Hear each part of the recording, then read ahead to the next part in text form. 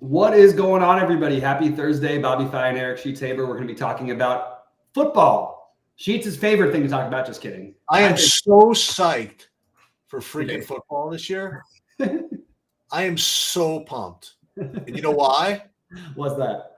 Because with football, all the sports I like will be so much easier. I know. I can just see it right now. You're going to end up accidentally not even realizing that you're winning like $100,000 in football, but you're so stoked about the $5,000 takedown in baseball on Sunday. No, worse. I'm gonna be competing for like $1,200 for first in an LOL contest in like the middle of a Sunday, and not realize I'm in third place in the Millie Maker with like one drive to go or something like that. That's pretty funny. Anyway, yeah, it's a fun time of year. There's a lot going on. Also, as Sheets pointed out on our last show, it does mean smaller prize pools and less competition, especially using late swap and stuff like that in baseball and some of the other sports in general. So I do think that's something worth considering. And yeah, with that said, we're going to talk some football here and get into. I'm going to share my screen and we'll talk a little bit about this one gamer. It's obviously huge prize pools, obviously big chances should be taken and all that stuff. But overall, Sheets, usually you ask me my thoughts on the game or the situation and everything like that. Should I give mine, or do you have anything you want to throw out there first? Well, you have a stronger opinion on the game itself than I do, so go for it. I have a stronger opinion on the game itself. It's true. I just, again, as I pointed out, on my bets of the day and all that, Lamar has been an underdog 14 times in his career. They are 12-1-1 in those games. I do not think that's entirely a coincidence. 12-1-1 against the spread in those games, 10-4 overall in the games where they've been an underdog. On top of it, Kansas City is a team that tends to start a little bit slowly. They are missing one of their best receivers. And I am betting on Baltimore to win the Super Bowl this year. So I like them to win this game outright. I like them plus the points. And I like the under a little bit, just being the first game of the year. We tend to see a little bit, a little more sloppy play. Now, these two teams are pretty fine-tuned and extremely well coached. So maybe not as much as in years past. But I do expect it to be on the lower scoring side of things and more grinding drives with guys like Derrick Henry and stuff like that, eating up some clock. So I kind of lean the under with Baltimore to win outright. That's where I'm at. And I am going to make two bets on the season. I'm going to bet the Ravens to win it all, the Ravens to beat the Niners, and the Ravens to beat the Rams, which is going to be crazy odds. It's about 200-1. But those are my Super Bowl. My actual pick is Baltimore over San Francisco. But I think the Rams have a good enough chance, especially with the odds. I'll take that bet. So that's where I'm at. All right, so let's talk about Showdown football. Okay, so I've issued a challenge to myself. I'm going to try my best to lose $100,000 playing NFL Showdown this year. If I do it, then I've succeeded. But also, if I don't do it, it's because I probably won like $900,000. Okay. So, I mean, I've thought a lot about Showdown the last year or two, and I've tried some stuff, and I have some ideas, and I'm going to implement them. I'm going to play a bunch of Showdown slates this year. And let me just share again. You call this controversial, call this whatever. Some people think obviously, some people think whatever. So I posted this on Twitter earlier today. For those of you who play Showdown, whatever, here's as football season starts. Okay, I mean, to compare, and I'll just kind of repeat what I tweeted or whatever. When you want to compare, you want to pair like quarterbacks with like good receivers, right? Because they correlate well with one another. Makes sense. You want to sometimes coordinate running backs with defense. Okay, does that make sense? In addition to that, you also want to think about creating like a game script that if the game goes a certain way, it rewards your lineup. All of that is awesome theory and awesome concepts for DFS classic slates. And it's also a recipe to be duped 100 times in Showdown. Right. Okay. You just have to, in my opinion, and this is, listen, old school versus new school, whatever. There are people that win, old school people or whatever. I won't say fought with Rhodey about this, I fight with people like this, is you can tell a story all you want, but the easier the story is to tell, the more likely is that other people are telling it. Okay. Right. And when you're playing Showdown, it's so important to do your best to get as different as you can. Now, again, without, listen, I can find you unique lineups today. I'll just play like the backups from every position. Mhm. No one's going to play that, and they'll be completely unique. And you know what? They'll never win. And what DFS is really all about is walking that rope between, you want to find something that's got a shot that not that many people are going to be playing. So I am going to each slate treat differently, but the idea is to not worry about game script, not worry about everything, but worry about what it takes to get as unique as possible. Now, I'm going to start with this slate today. And there are two things there are two ways to get unique when everybody's got the same projections. Okay, everybody does. Okay, it's a showdown slate. Everybody's within a point and one other. There are 20 players in the whole game. Okay, and you can either go for there are three ways. One, you could go for really low ownership, on purpose. You could do low. You could filter by geo mean. You could filter by product ownership. Whatever. You could force in low ownership. Makes sense. Another thing you could do is you can leave money on the table on purpose. Okay, you set a rule that you must leave 2,000 or whatever the number is on the table, and don't worry about the ownership per se because the ownership is going to be, it's going to be on each individual player, but not on the combination that you have, which is going to be less owned because it's going to leave a lot of money on the table.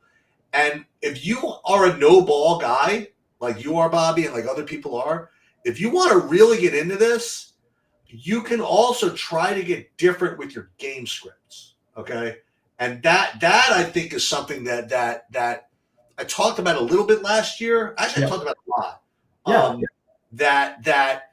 That you can get is to try to get different with your game scripts. Like in some games, you'll see that people will play, the game script that Team A blows the team out, or that Team B wins by a little bit, but they will ignore the other game scripts, which are not as likely, but in the ball game. And then if you do that, you don't really have to worry about ownership again much because you're playing patterns, and you're playing combinations, and you are fading the game scripters, sort of, Right. So that's and a good example of that is sometimes you play like a 10-point. There's like a 10-point favorite. Like people will play the game script that the team blows the team out, like much more. Like if they're okay, what's my example? Let's say Kansas City is like a 10-point favorite over the Giants, right? You know what they'll play? They'll play the game script where Kansas City wins by 10, and they'll play the game script where Kansas City wins by 20, right? Because that's 10 points one way. But they'll never play the other one. They'll never play the game script where maybe it's like a pick'em game, which actually is just as likely as Kansas City winning by 20, you know, but nobody will play that. So those are three kind of concepts to get into. Now, I have a couple to add. Sorry, go ahead. You're done. No, I was going to add on to a couple of things that I found that are good ways of differentiating. There's plenty of people who play the backup running backs on showdown slates, and it tends to make more sense, especially like in the parts of the season where you're playing a Sunday game than a Thursday game. So you're going to get more work for the backup running backs in that spot. But what people don't do very often is play the starting running backs with the backup running backs in spots where it's not a true split. So if you're going to be playing those backup running backs, try to overload it with the starting running back as well. Another thing is to pair defenses together. It's just something that people don't do, and pairing kickers together. It's off the board. It wins enough. I've seen enough solo winners with it to see that it actually has some merit. Now, you're not necessarily going to optimize your immediate ROI, but when you hit, you are going to have a better chance of being a little bit more unique if you combine those three things along with Sheets factors. I think they're really important. And then I think that other basics is don't just not do something like Lamar Jackson should be in almost all of your lineups tonight. Don't go crazy with I'm not going to play Lamar Jackson because everybody's going to play him. Find that in other spots. Find that for receivers. Don't find it for guys who are sure to be top 5 fantasy producers on the night basically every single time. Those are just some sort of rules. So with all that said, though, is there anything that you have a specific take on tonight in terms of what you would want to do at captain? I have some low-owned captains that I think are somewhat interesting. Well, so getting into tonight's game, I'll also say this, and this is, I want to say, counterintuitive or whatever, but on a slate like this, where there was, 700 billion people in it, okay? Like there's going to be, there's going to be 2 showdown slates that are just enormous. Like this one and the Super Bowl, right? They're going to be higher than all the others, I think. Right. Okay. I don't think that this slate you should get too crazy with trying to get unique. Because number one, it's nearly impossible. And number two, you're going to be dipping not only into those like guys that have no chance to get even a snap, okay? But you'll find when you go through like the analysis, and we'll talk about how to do that later, like how to analyze your results or how to analyze your lineups. But you'll find that even if, like you say, you take what give me an example of someone like Peyton Hendershot, for example, whatever, some guy. It's like is a less than a point projection. Okay, he's actually gonna like have people play him. You know what I mean? It's not like he's gonna be 0% owned because everybody is gunning for that million, and there are people out there that are going to leave 8,000 on the table on purpose. There are going to be people using SaberSim. There are going to be people that will go for everything. And so the worst thing is if you get like the worst result is if you play these guys that have like 1% chance to do something, they actually do something, and then you still don't win that much. You know, so this particular slate, and also because it's like the first time everybody's playing, and you're getting a lot of casuals tonight, and it's like 2 really popular teams, everybody wants to play this game. I'm actually going to play a little bit closer to what the best plays are today than I will in some other showdown slates. So that's, again, this is not going to be the slate where I really contribute, I think, to the losing 100,000. Like I'm expecting actually to cash for a little something in this particular slate. Other slates, maybe not. But this one, there's just too many entries. You know what I mean? There's just too many. And once you start getting into the real bottom of the barrel and you see like you're looking at the sidelines and you're like, he hasn't even been in the game yet. And then you're so happy that he gets in for 1 snap, right? And you realize that he's actually got to do something on that snap. It's ridiculous, you know. So this particular slate, I'm being a little more circumspect, and my captains are the, well, I wouldn't say the norm. So I'm playing, just so you know what I'm playing 100 lineups, as I'm going to try to do in every of these lotteries. And the guys I have as captains, actually one of them, I guess I'm a little pretty under on one of them. I guess we'll start talking about the games. I want to talk to you about a team for a second. I want to talk to you about the Ravens, and when we talk about the Ravens, I want to talk about Lamar Jackson, right? So they have Derrick Henry now. Doesn't that detract from Lamar Jackson's fantasy upside? Yeah, I mean, sure, in theory. They were the leading rushing team in the NFL by a pretty good margin last year, and their running backs all were really good. So I think that you might see similar projection that their whole running game had last year, but it just is going to be Derrick Henry in the backfield taking up more of it, especially until their backup gets back. But they're trying for they're Baltimore's goal. I think it's every year for the last 5 years, but this year, I mean, they picked up Derrick Henry. You know, they have a pretty healthy Lamar Jackson. Their job is to win the Super Bowl this year. Right. You know what I mean? Right. And if they want to win the Super Bowl this year, Lamar Jackson's got to play 18. You know, he's got to be healthy for the playoffs. Okay, right. That's the bottom line.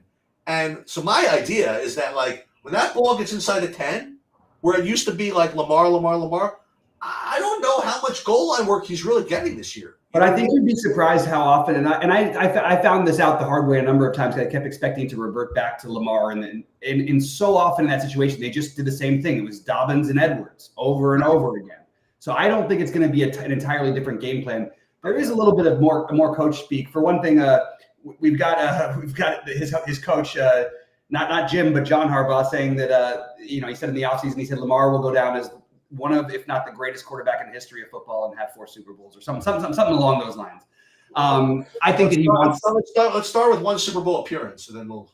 Well, no, right, and what prevented him from a Super Bowl appearance, which I was getting to, was this team last year and Patrick Mahomes with a 95-minute drive basically to open the game that just kept him off the field, and they still almost won the game, and they still, honestly, a couple drops, they should have won the game. I think this is a revenge game for them. It means a lot more to them than it does to KC. I think that if things are going well, they'll let Lamar do his thing, but I think they're going to try to pound Henry. I still think Lamar's production is just it's pretty hard to match someone with that high of a floor, just because he's gonna run for 50 yards. He's gonna there's 5 points. He's one of those very possibly for a touchdown. He's just got such a higher floor and ceiling than almost anybody that I just think you can't really.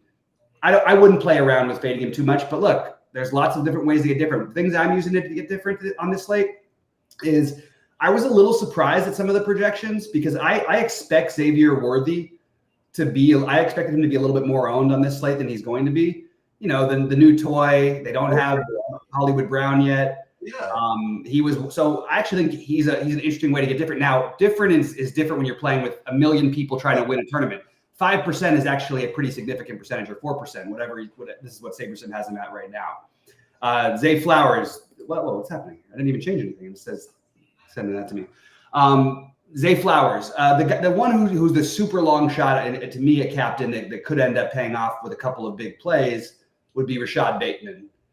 Sort of overlooked now on this offense, but is a guy they like and does have some talent. So I like that idea. I like getting to. I still think Henry's too low owned at captain. I actually think Pacheco is going to be higher owned than this, but I still end up with 25% Lamar, and I have almost hardly any Mahomes captain lineups, and I have hardly any Rashee Rice captain lineups. I have no Travis Kelce captain lineups. So that means I'm going to get involved with these other guys and basically play this group along with guys like Bateman.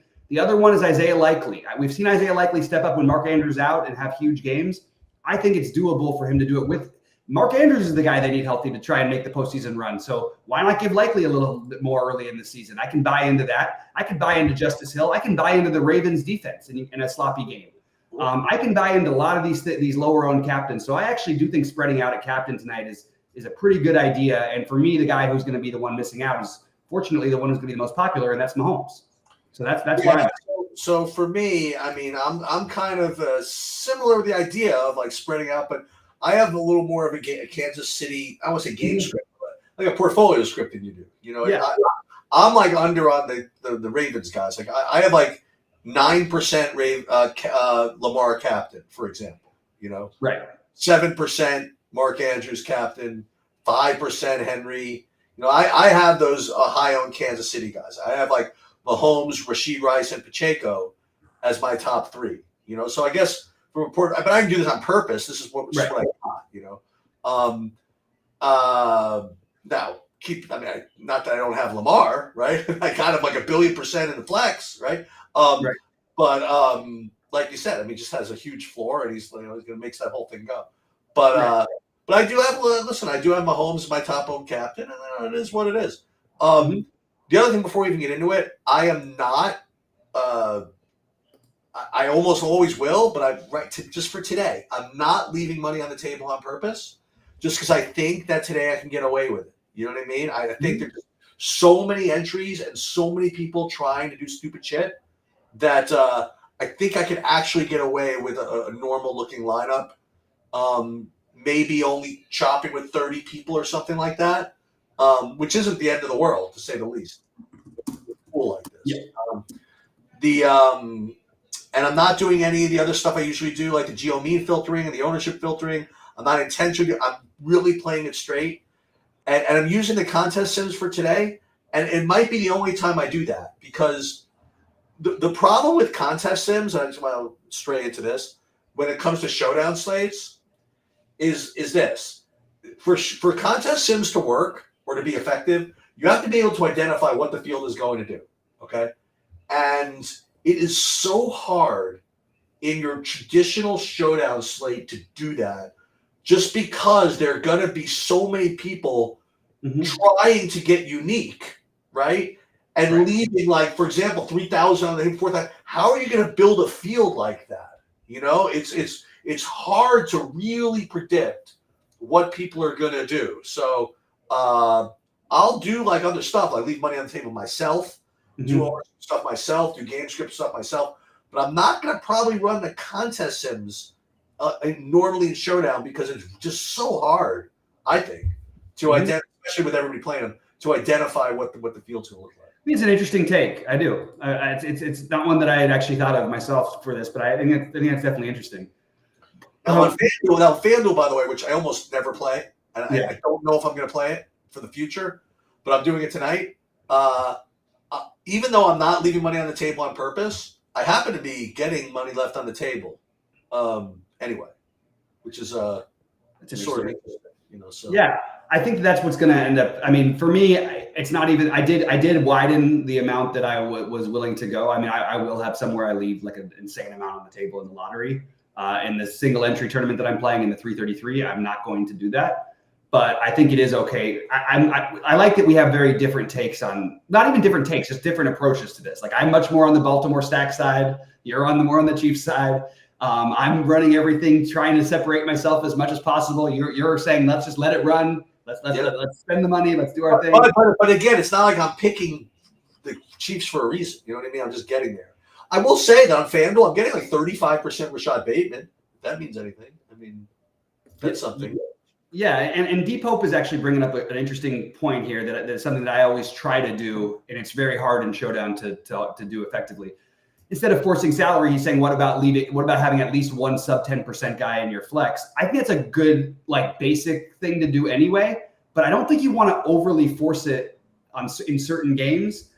I actually think this is a game where there's enough guys who could put up production, including the kickers, that I would be okay with going that strategy. I think that's a very reasonable way to look at it. I'm not doing that entirely myself because I'm doing it other ways, but I do think that's a very logical way of looking at it, is to try to, in pretty much for all sports, you're always going to hear me say that, try to get at least one sub 10% guy in your lineups in general. It just makes sense. Especially in football, which has high variance. It's not like basketball where some nights you just can't do that, and have the lineup make any sense. And baseball, you can definitely always do it. But in basketball and football, you can get away with it. Basketball, not so much. Another question. So Alan saying, should we fade Kelsey in single entry? I would be on the side of yes, but I don't think it's like a must. I personally will not be playing him in my single entries. But I have an opinion on that. Yeah, go for it. Again, I listen. I don't know.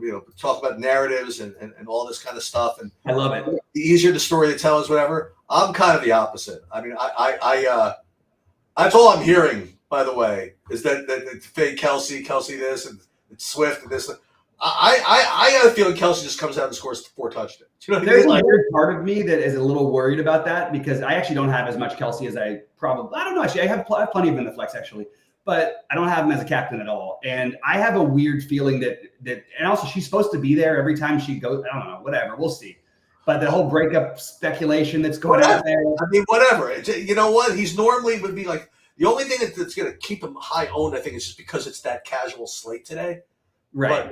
But aside from that, I mean, just don't sell the guy out just quite yet. Oh no, I think he's good. I think he's still a tremendous player, but he tends to get his stuff going towards the end, get ready for the playoffs, kind of a deal. Yeah. I actually don't think, like, just to put it plainly, I don't think Mark Andrews is. I think they're very similar plays, and I think that it's kind of crazy. The reason why he's not going to be owned quite as much as normal is, like, why is he this price? Why is he 1,800 less than Lamar and 800 less than Mahomes? As productive as he's ever been, that's never been the case. So I am actually thinking he'll be lower owned. I thought he'd be lower owned than the projections say he's going to be.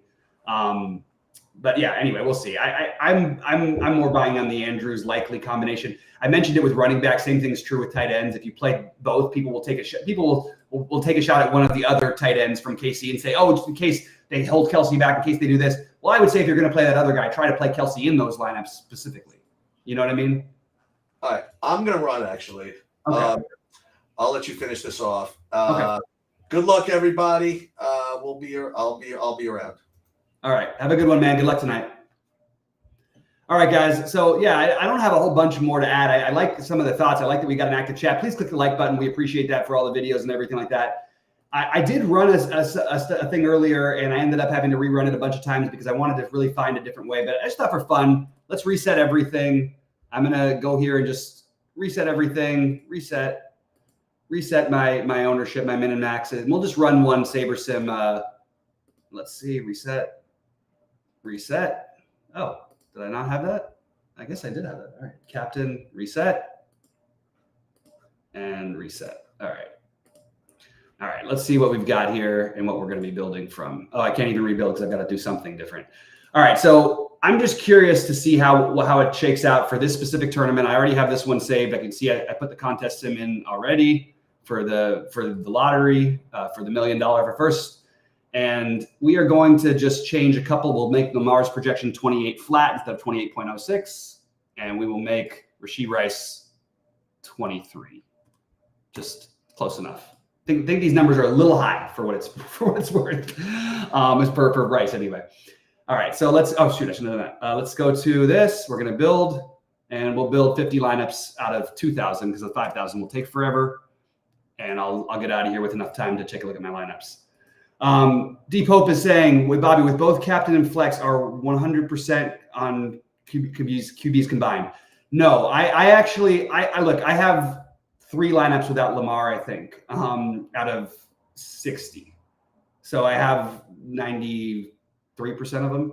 I only have 75% Mahomes. I am taking a gamble, and I'm just going to embrace it, see where it goes, and saying if there's a way a guy to have a worse game here, I think it's more likely Mahomes than Lamar. I also can do some different things and play double running backs for Casey, just different things, and tell myself a story that makes enough sense for me to get there. So, okay, let's see what we get first.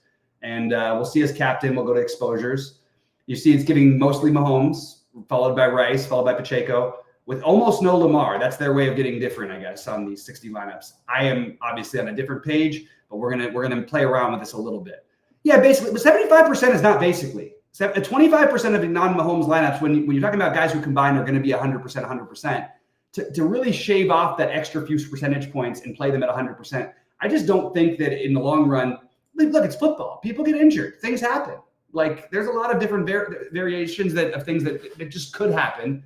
So that's why I'm not going 100%. And that's it. I mean, I'm not saying it's the best. I'm not saying it's anything. All right, we're going to do this. We're going to go sort by RAROI. And you can see that it's changed things to loving Pacheco and Derrick Henry. I like that. Okay, it gives you some leverage, some different ownership versus the field, sub 10% guys in the captain. I think that makes plenty of sense. Let's see what we get in terms of any significant ownership. Justin Tucker at 40%. That's an extremely high number. Rashee Rice, Derrick Henry, blah, blah, blah. Let's see what else we got here. Bateman. I think I would want to go a little further off the board than this and get a little more exposure to our Carson Steele, Noah Gray situation, for example. I would actually take some shots with the Noah Gray and get a little Sky Moore and Juju Smith-Schuster. We don't even know how much or if some of these guys are going to play. I think it's worth speculating enough. The Chiefs will draw design plays for guys who are going to play only like 3 snaps. So it's an interesting team to try to do that with. Let's see how things change if we start going to multiple exposures. And where do we get to Lamar being a reasonable? Okay, this is I can eat a little bit better, except for I don't like the Kelsey thing personally. I'm totally with the idea that Cheats has. Maybe you get 5% of them, maybe you get 2% of them in the captain. For me, it's not going to be my priority to focus on Travis Kelsey tonight. Maybe they are going to just let him get his 3 touchdowns, and that's what's going to happen. Maybe I'll lose. That's fine. I just want to go a little bit different. Favorite Chiefs fringy receiver? Oh, that's a good question. I'll start DFS. Ooh, let me just think for a second. Let's take a look, see what we've got in terms of ownership. I think the right answer is probably Juju. I think for me, it's maybe getting really speculative with Hardman, or I guess that's where I'm at. I just like the low ownership, and I always say, like, look, if you play a bunch of guys under 5% on a full slate, you're going to be different. If you play a bunch of guys under 5% on these slates, you're still going to, each time, you're still dealing with thousands and thousands and thousands of people. It's just really tough.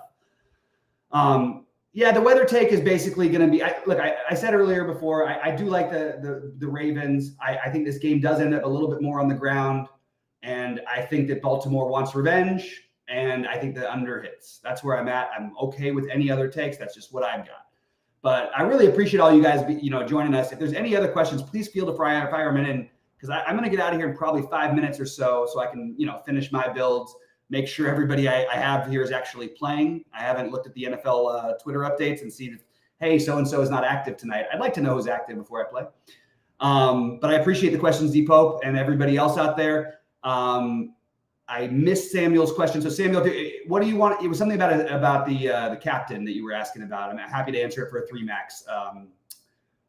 For 3 max, I think that I'd probably have one Lamar, and then I would want something fringier. So I'll take a look at what I'm doing for mine before I answer this fully. Henry, Flowers, I think that you could make an argument for Andrews as a captain. I think he's going to have some ownership, a little bit more than people expect. Worthy's lower owned than I thought. I think that you could think about him a little bit. Really weird one would be Justin Tucker, and then you pair it with a defense from Baltimore. Those are just some thoughts I had just off the top of my head of things that I've done a little bit. But hey, I appreciate all the kind words, guys. Thanks so much. We have all these viewers. It's wonderful. Anybody else with any questions? Got a few more minutes to ask them. Otherwise, I'll be in the Discord. We've got a great deals going on, guys. Check out our packages. They're awesome. Check out our packages. Always sounds funny to say that, right? Like, it just doesn't sound right. Don't say check out our packages. Check it out, you know.